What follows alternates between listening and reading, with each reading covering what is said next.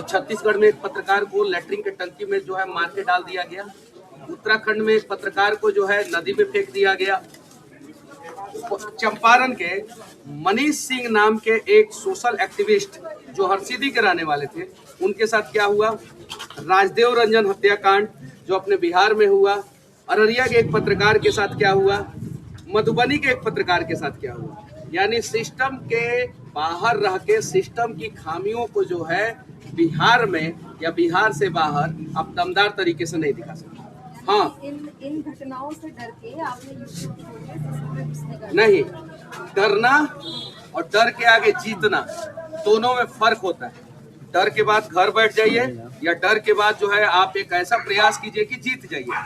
जो लोग कहता है कि मैं नहीं डरता हूँ, तो समझिए या तो वो आपको मूर्ख बना रहा है, झूठ बोल रहा है, और नहीं तो वो भगवान है। अगर इंसान है तो डर सबको लगता है। वो अपने बाप से डरेगा, अधिकारी से डरेगा, सिस्टम से डरेगा, नेता से डरेगा, किसी न किसी से डरता है, या जेल से डरेगा। ये चीज़ है। अभी हम लोग जहाँ बैठे हैं, जिस होटल में बैठे हैं, इस होटल के बगल में जो है दोनों साइड हजारों टन धान की खेत बर्बाद हो गया।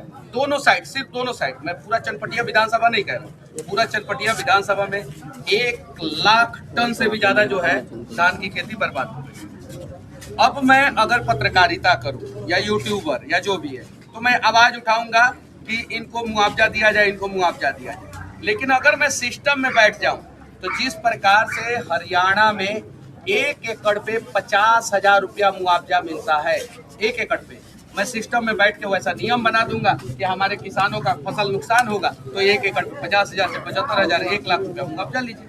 तो सिस्टम से बाहर रह के बहुत मुश्किल है हालात को बदलना। इसीलिए हम जैसे लोगों को सिस्टम में घुसना पड़ता है, और इसीलिए पत्रकार अटल बिहारी वाजपेयी सिस्टम में घुसे।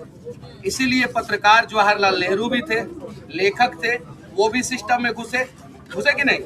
तो यूट्यूबर मनीष कश्यप आधुनिक युग में अगर सिस्टम में घुसने का प्रयास कर रहा है तो कौन सा गुनाह कर रहा है? आपकी पार्टी का सिस्टम क्या है? अभी आपका कार्यक्रम सुन रहे हैं, हाँ।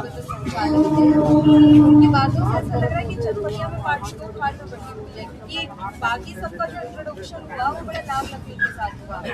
आपका इंट्रोडक्शन कुछ इस तरीके से हुआ कि अभी 1.5 महीने पहले आपकी पार्टी का सिस्टम क्या चल रहा है? एक सीट से 5 संभावित उम्मीदवार। अरे हर पार्टी में होते हैं, बहुत सारे पार्टियों में होते हैं। और मेरा इंट्रोडक्शन छोटा हुआ या बड़ा, इंट्रोडक्शन इम्पोर्टेंट नहीं है लाइफ में। आपने समाज के लिए क्या किया है, ये इम्पोर्टेंट है। मेरा इंट्रोडक्शन अगर कोई सीधे बोल दे कि मनीष कश्यप है तो कोई दिक्कत नहीं है। आप हालांकि वहाँ पे बैठी थी, आपने सब कुछ सुना, तो मैं उसमें क्या बोलूँ। और बाकी जो भी है, जैसा भी है, कोई दिक्कत नहीं है। हमारी पार्टी में जो है कहीं दो फाड़ नहीं है, और कहीं और हाँ, इधर बगल में जो है ग्राउंड है बगल में, होते रहता है, लाइफ में होते रहता है। मैंने कुर्सी फेंका, पूरा देश में चला, उसकी चर्चा आप कर रही हैं। बाढ़ आया, किसान डूबे हैं, उसकी चर्चा नहीं कर रही है।